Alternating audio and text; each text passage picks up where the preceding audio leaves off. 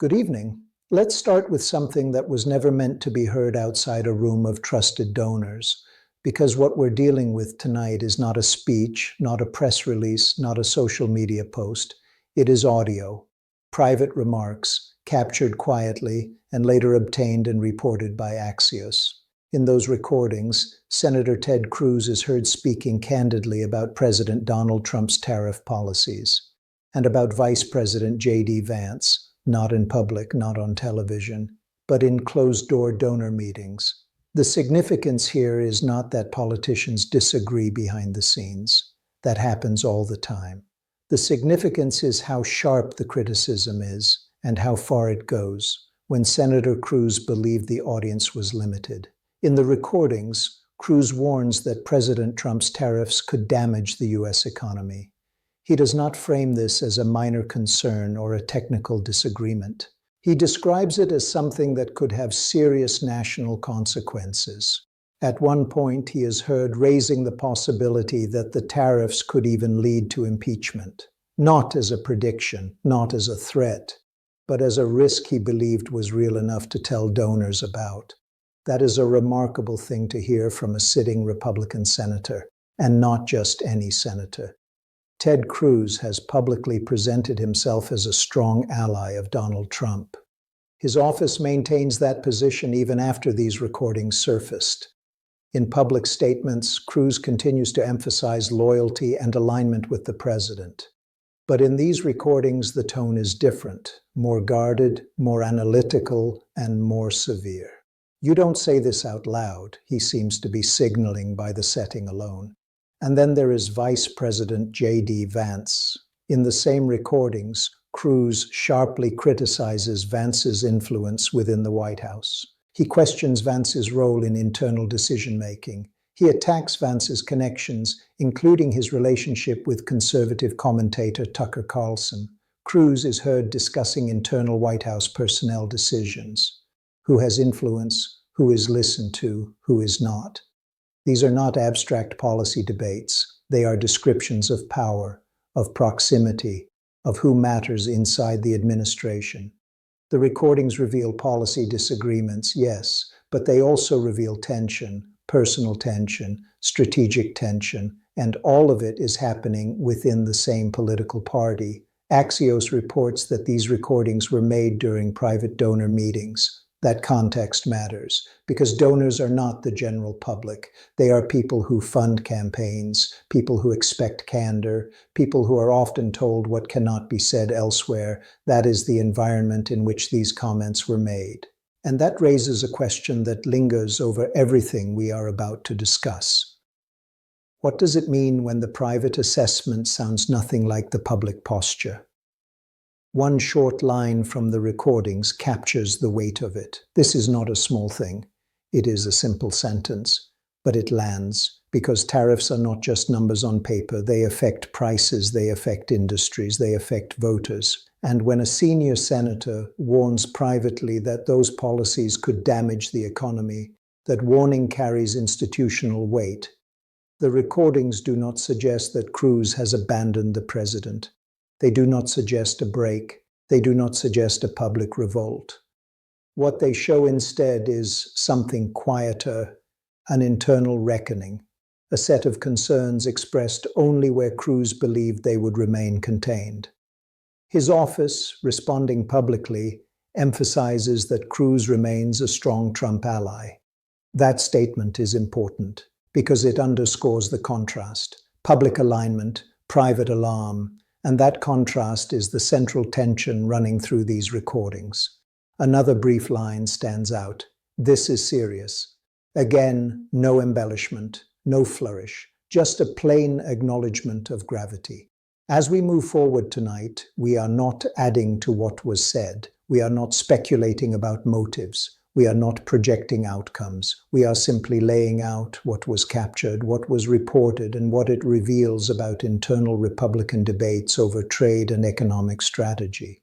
Because these recordings do not exist in isolation, they sit inside a larger moment of disagreement within the party. Disagreements about tariffs, about economic risk, about who is shaping policy from the inside, And those disagreements, once recorded, have a way of changing the conversation, especially when they were never meant to be heard.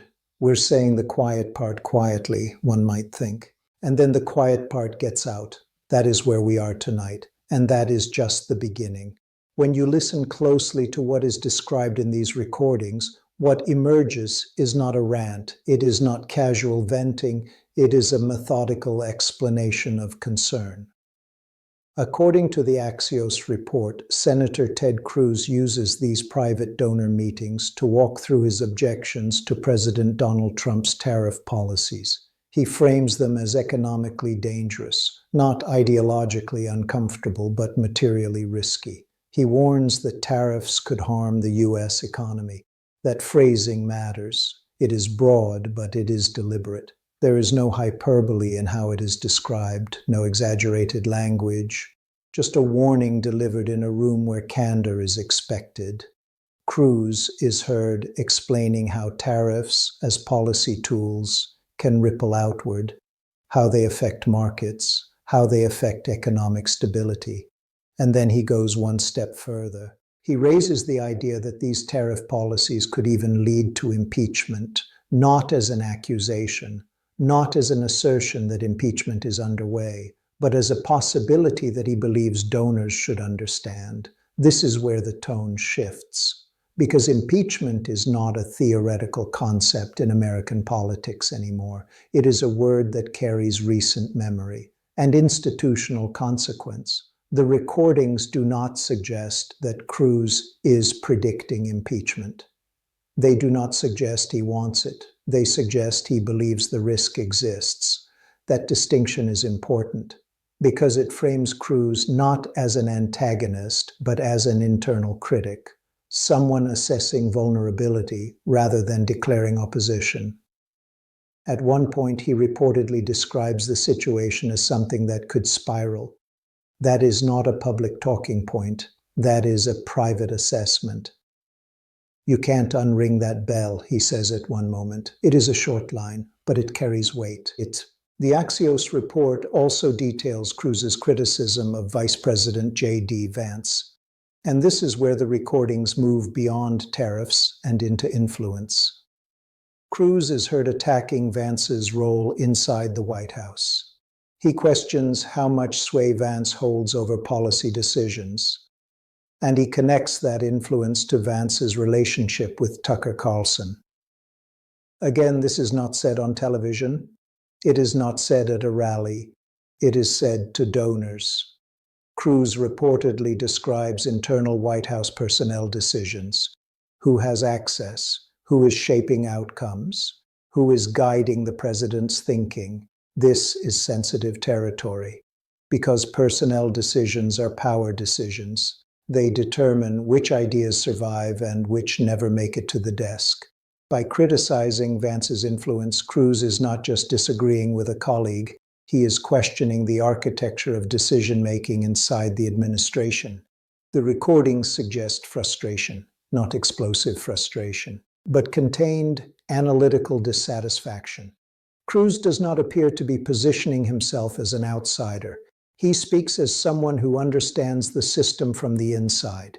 He describes disagreements over policy. He describes disagreements over staffing. He describes disagreements over direction. And all of it is framed as concern, not rebellion. Axios notes that Cruz also discussed internal White House dynamics more broadly. These are not details meant for public consumption.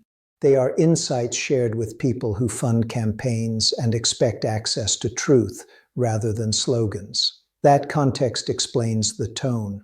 Donor meetings are where politicians often say what they believe cannot travel beyond the room. They assume discretion, they assume alignment, and yet, here we are. The recordings now exist outside that room. They are no longer controlled, they are reported. Cruz's office, responding to the report, maintains that he remains a strong ally of President Trump. That statement is consistent, it is firm, and it is public. There is no denial that the recordings exist. There is no claim that the words were fabricated. Instead, the response focuses on loyalty. That contrast is striking. On one side, private recordings that reveal deep concern about economic damage and internal power struggles. On the other, public statements emphasizing unity and alliance. Both can be true, but they tell different stories. The Axios report does not suggest that Cruz has changed his public stance. It does not suggest he is preparing a break. It does not suggest a looming confrontation. What it suggests is something subtler. Internal Republican tensions over trade and economic strategy. Tariffs have long divided economists and policymakers. Within this administration, those divisions appear to be present as well. Cruz's comments, as captured, highlight that division. They show that agreement is not universal, even among allies, and the criticism of Vance adds another layer, because it suggests that policy disagreements are intertwined with personal influence. Who speaks for the president matters. Who frames the options matters. Who filters information matters. By pointing to Vance's connections and influence, Cruz is signaling concern about the inputs shaping decisions. There's a lot happening behind the curtain, he says in one moment. It is a line that resonates because it acknowledges complexity without spelling it out. The recordings do not offer solutions. They do not outline alternative strategies. They do not propose public action. They simply document concern. And that documentation, once exposed, becomes its own event. Axios frames the disclosures as highlighting internal Republican tensions. That framing is precise. This is not a party split. It is not a rupture. It is tension, quiet, contained, but real. The story here is not about betrayal. It is about contrast between what is said publicly and what is said privately, between loyalty as posture and concern as assessment, and once that contrast is visible, it cannot be unseen. These are conversations you don't expect to hear, one might think, and yet now they are heard, not because Cruz wanted them broadcast, but because recordings have a way of escaping intention. As we move toward the final part of this discussion, the question becomes less about what Cruz said and more about what it reveals, not about tariffs alone, not about Vance alone, but about how power, policy, and private warnings coexist within a political movement that presents itself as unified. That is where we turn next. By the time these recordings became public through Axios, their impact was already set, not because they changed policy, not because they forced resignations, but because they revealed something that usually stays hidden. They revealed how internal disagreement sounds when no one thinks it will travel. What Senator Ted Cruz is heard saying in these donor meetings does not contradict his public support outright. Instead, it runs alongside it, parallel, quiet, contained. In public, Cruz remains a strong ally of President Donald Trump. His office has made that clear. That position has not shifted. But in private, according to the recordings, Cruz expresses concern about the president's tariff policies. He warns of potential economic damage. He raises the possibility of impeachment as a risk tied to those policies. Again, not as an outcome he predicts, not as an action he advocates, but as a vulnerability he believes exists. That difference matters, because what is captured here is not opposition. It is internal assessment. The recordings also document Cruz's criticism of Vice President J.D. Vance. He questions Vance's influence within the White House. He attacks Vance's connections, including to Tucker Carlson. Those comments are not framed as ideological disputes alone. They are framed as concerns about who holds sway. Influence is a form of power, and power, once discussed openly, becomes visible. Cruz reportedly talks about internal White House personnel decisions, who is positioned close to the president, who shapes conversations, who steers outcomes. These are the mechanics of governance. They are rarely discussed publicly. They are almost never recorded. Yet here they are described in a room where Cruz believed discretion was guaranteed. Axios reports that these remarks were made during private donor meetings. That context explains their candor. It also explains why their exposure is so jarring. Donor meetings are designed to be insulated. They are where elected officials speak freely, believing their words will not be replayed outside the room. When that insulation fails, what emerges is not just information, it is contrast. Contrast between the public message and the private warning, between unity as presentation and tension as reality. The recordings do not allege wrongdoing. They do not introduce new facts about policy implementation. They do not accuse anyone of misconduct. They simply document disagreement. And disagreement, when it exists at senior levels of government, is consequential even when it remains internal. The Axios report frames these disclosures as highlighting internal Republican tensions over trade and economic strategy. That framing is careful. It avoids exaggeration. These are not fractures. They are pressures. Pressures that exist beneath the surface. Pressures that are usually managed quietly. Tariffs as a policy tool have long been debated. Within this administration, according to Cruz's remarks, that debate continues behind closed doors. The recordings show that not all allies interpret economic risk the same way. They show that influence inside the White House is contested. They show that loyalty and concern can coexist. One short line reportedly heard in the recordings captures that coexistence. This keeps me up at night. It is not dramatic. It is human, and it does not require interpretation. Cruz's office, by reaffirming his alliance with President Trump, underscores a central reality of modern politics. Public alignment is often maintained even as private debate persists. That does not make the public alignment false, and it does not make the private debate disloyal. It makes the system complex. What these recordings do ultimately is allow us to hear that complexity. They show how a senior senator talks when the cameras are off, how he frames risk, how he evaluates power, how he warns without attacking. They also show how fragile privacy can be in political life. A single recording can shift what was once contained into the open. Once that happens, the meaning changes, not because the words themselves have changed, but because the audience has. Axios reports what was said. Cruz's office responds by reaffirming loyalty. Both statements now exist in public view, and together they tell us something important.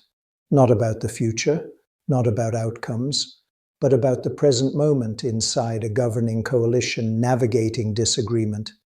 This is not a rupture, it is a revelation of how policy, power, and private warning operate simultaneously. And it reminds us of something fundamental. When doors close, conversations do not stop. They simply change tone. These are serious conversations, one line suggests. Yes, they are. And now they have been heard. That is where this account ends.